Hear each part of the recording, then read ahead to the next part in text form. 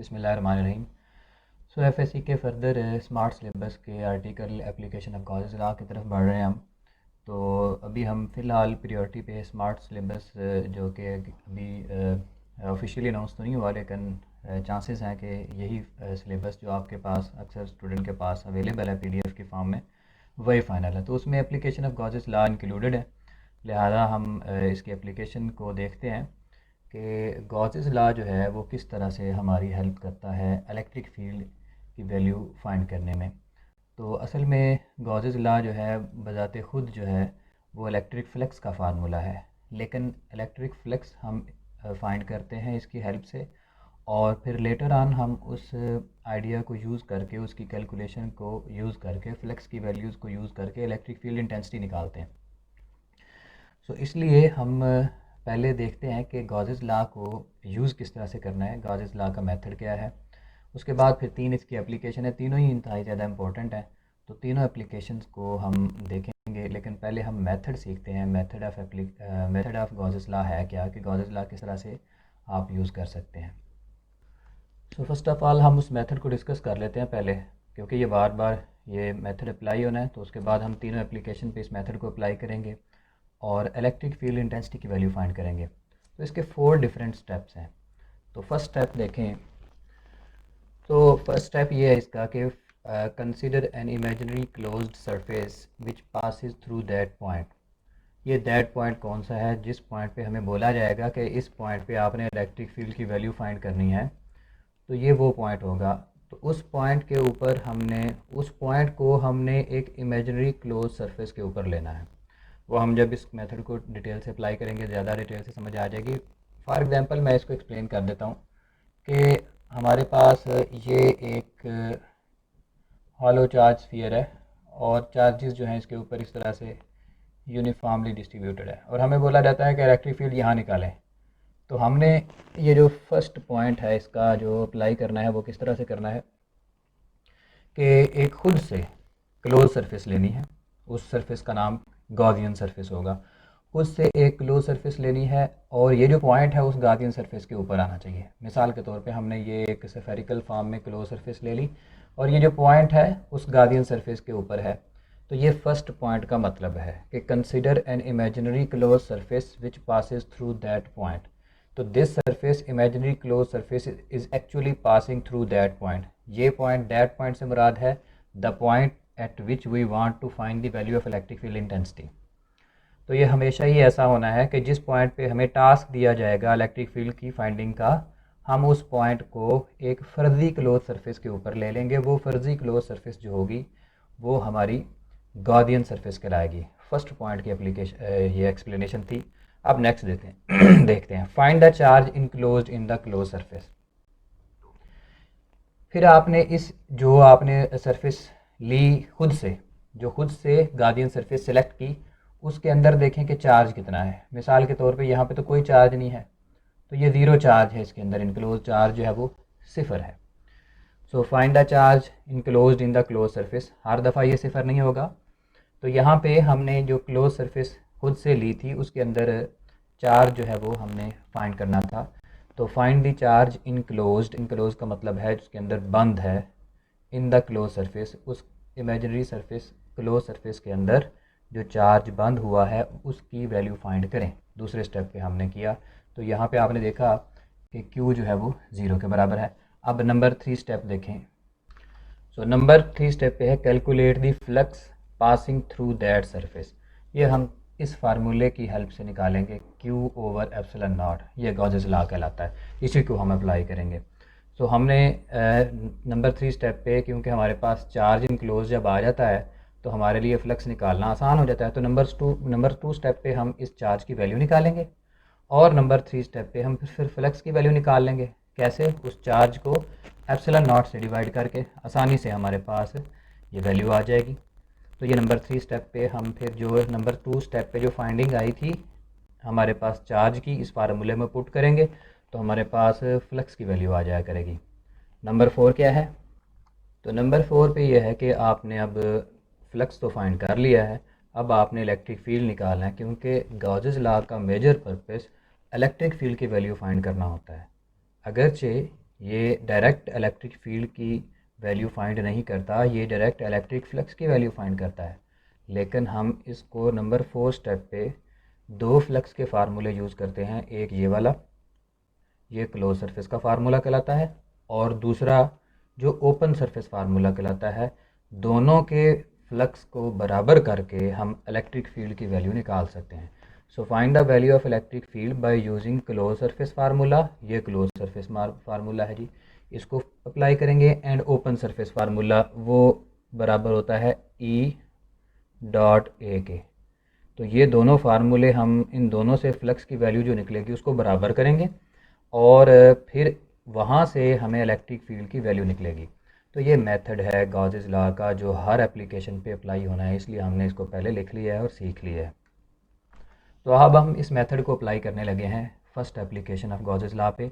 आम तौर पे ये एप्लीकेशन शॉर्ट क्वेश्चन के तौर पे पूछी गई है, लेकिन सेकंड और थर्ड एप्लीकेशन जो है ये लॉन्ग क्वेश्चन के तौर पे पूछी जाती है। तो हम first application of Gauss's law वो क्या है जी, calculate the electric field intensity for hollow charge sphere. अभी अभी हमने इसकी एग्जांपल भी पुट की थी कि हॉलो चार्ज स्फीयर क्या है। ये देखें, फ़र्ज़ किया हमारे पास ये एक मेटालिक स्फीयर है जिसके ऊपर पॉजिटिव चार्जेस यूनिफॉर्मली डिस्ट्रीब्यूटेड है। पूरे स्फीयर के ऊपर हमने चार्जेस को स्प्रे किया हुआ है इस अंदाज से कि हर जगह पे चार्ज की वैल्यू एक जैसी है। हमें टास्क दिया गया है कि इसके अंदर यहाँ पर इलेक्ट्रिक फील्ड फाइंड करें। तो यहाँ पे हमें इलेक्ट्रिक फील्ड फाइंड करना है उसके अंदर किसी भी एक पॉइंट पे। ये पॉइंट यहाँ पे भी हो सकता था, यहाँ पे भी हो सकता था, यहाँ पे भी, यहाँ पे भी। So we want to find the electric field intensity at any point inside the hollow charge sphere. तो लेट्स से कि वो हम कह रहे हैं कि ये वो पॉइंट है जहाँ पे हमें इलेक्ट्रिक फील्ड को फाइंड करना है। अब अभी भी हमने मेथड डिस्कस किया था। सबसे पहला स्टेप अप्लाई करते हैं गॉसियन सरफेस का। हम इससे पहले ये सीख चुके हैं, ये जो गॉसियन सरफेस होती है ये शेप पे डिपेंड नहीं करती। Gauss's law shape of the close surface पे डिपेंड नहीं करता। जिस तरह की मर्ज़ी शेप आप सेलेक्ट कर सकते हैं। हम अपनी हेल्प देखेंगे कि किस तरह से हमारे लिए यूज़फुल है, किस तरह की सरफेस जो है वो हमारी कैलकुलेशन में आसानी पैदा करेगी, उस तरह का हम चुनाव करेंगे, उस सरफेस का इंतखाब उसी तरह से किया जाएगा। सो गॉसियन सरफेस हम यहाँ पे स्फेरिकल शेप में लेंगे। सो सबसे पहला स्टेप है कि we have to imagine Gaussian surface. उसमें फर्स्ट स्टेप में हमने देखा था कि वो पॉइंट जिस पॉइंट पे इलेक्ट्रिक फील्ड फाइंड करना था वो पॉइंट उसके ऊपर आना चाहिए था। तो ये मैंने एक क्लोज गॉसियन सरफेस ले ली है स्फेरिकल फॉर्म में। तो इसको हम लिख लेते हैं।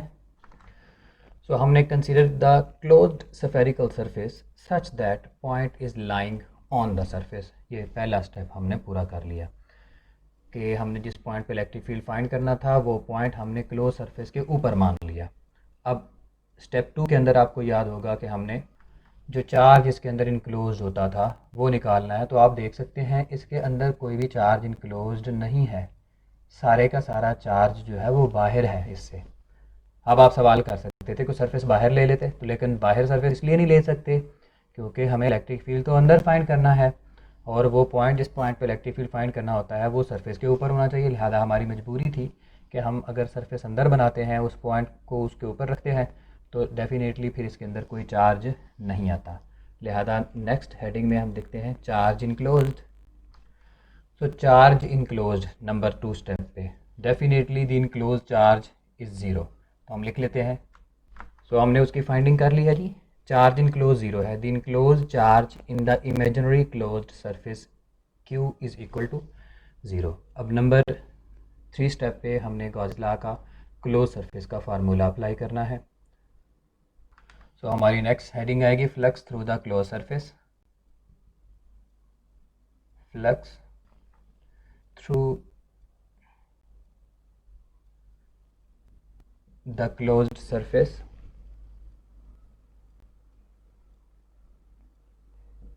इसको आप हेडिंग के फॉर्म में लिखेंगे तो ये ज़्यादा आसानी से एग्जामिनर को अट्रैक्टिव होगा, वो आपको अच्छे नंबर देगा।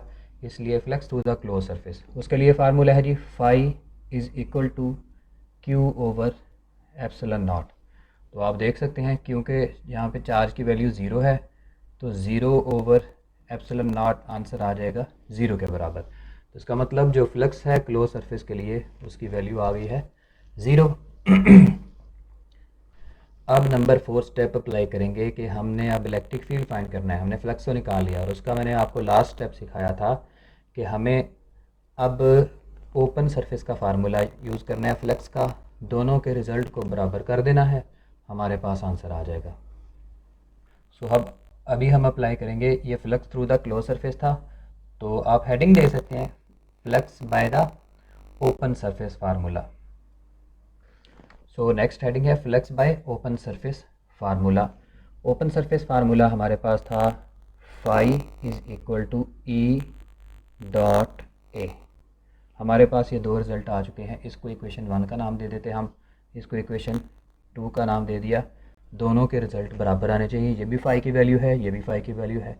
तो लास्ट स्टेप पे हम क्या करते हैं कि दोनों फ्लक्स से जो वैल्यूज़ आ जाती हैं दोनों फार्मूलों से, ओपन सरफेस वाले से और क्लोज सरफेस वाले से, उन दोनों की वैल्यूज़ को हम बराबर करते हैं। इस तरह से हमारे पास रिज़ल्ट आ जाता है। देखें, so we are equating both result, equating equation 1 and 2। So equation 1 का रिजल्ट तो ज़ीरो है जी, और इक्वेशन 2 का रिजल्ट है ई डॉट ए। तो दोनों को बराबर करने का मतलब ये है कि we will write E dot A is equal to zero. इसका रिज़ल्ट ज़ीरो है, फाई की वैल्यू एक ज़ीरो है और एक ई डॉट ए है, तो दोनों वैल्यूज़ आपस में बराबर होनी चाहिए। अब वेक्टर एरिया इस फिगर में कभी भी ज़ीरो नहीं हो सकता। ये देखें, ये वेक्टर एरिया जो है इसका ज़ीरो नहीं है, हरगिज़ ज़ीरो नहीं है। इतनी बड़ी सरफेस है, इसका एरिया कैसे ज़ीरो हो सकता है? तो इसका मतलब फिर क्या ज़ीरो है? क्योंकि दो चीज़ों का अगर प्रोडक्ट ज़ीरो आ रहा है तो इसका मतलब one of them is definitely zero. So if the area is not zero then definitely electric field is zero. क्योंकि दोनों में से एक ज़ीरो है तो इसका आंसर ज़ीरो आ रहा है। तो अगर एरिया ज़ीरो नहीं है तो इलेक्ट्रिक फील्ड ज़ीरो है। So we have find the value of the electric field intensity inside the hollow charge sphere. वो कितनी निकली है? ज़ीरो। अब ये कंसेप्ट जो है हम प्रैक्टिकल लाइफ के अंदर इसको इस्तेमाल करते हैं। ये मतलब देखिए, हमारे पास समझ आती है कि जो मेटल होती है उसके अंदर इलेक्ट्रिक फील्ड एग्जिस्ट नहीं कर सकता, हालांकि चार्जेस उसके बाहर मौजूद थे। इसका मतलब इलेक्ट्रिक फील्ड जो है वो शील्ड हो जाता है, इलेक्ट्रिक फील्ड इसके अंदर नहीं जा सकता, इस सरफेस के अंदर। तो बहुत सारे एक्सपेरिमेंट, हमारे बहुत सारे सेंसिटिव एक्सपेरिमेंट होते हैं जो बाहर का इलेक्ट्रिक फील्ड, हर जगह पे थोड़ा बहुत इलेक्ट्रिक फील्ड किसी न किसी वजह से मौजूद होता है, तो वो उन सेंसिटिव एक्सपेरिमेंट को डिस्टर्ब करता है। मिसाल के तौर पे CRO है या टीवी जो पुराने ज़माने में मोनीटर होते थे, तो उनकी जो फिगर फार्मेशन या पिक्चर फार्मेशन जो है उसमें इलेक्ट्रॉन बीम यूज़ होती थी, तो वो बड़ी सेंसिटिव थी। ज़रा सा इलेक्ट्रिक फील्ड उसके ऊपर अगर अप्लाई किया जाए तो उसकी जो बीम है वो डिफ्लेक्ट हो जाती। तो ऐसे सर्किट को हम कहाँ पे रखते हैं कि वो एक क्लोज़ मेटल के अंदर, एक क्लोज मेटल शेप के अंदर आप उसको अगर रख दें तो वो सेव हो जाएगा, क्योंकि इलेक्ट्रिक फील्ड मेटल के अंदर, मेटल बॉक्स के अंदर एग्जिस्ट नहीं कर सकता। तो ये उम्मीद है कि आपको पसंद आया।